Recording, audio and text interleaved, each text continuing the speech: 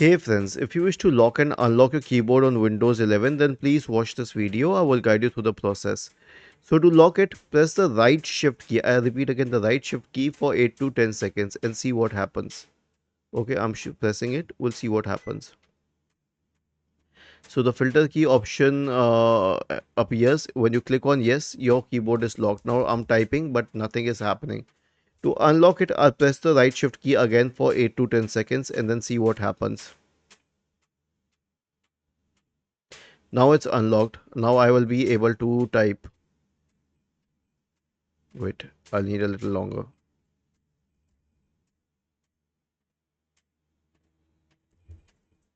So we can right click on the start button, select settings. To affirm it, go to accessibility, scroll down, keyboard, and turn it off. Was this helpful? If yes, then please subscribe to the channel. If not, then let us know in the comment section of the video on how we could help you further. Thank you for watching this video and have a nice day.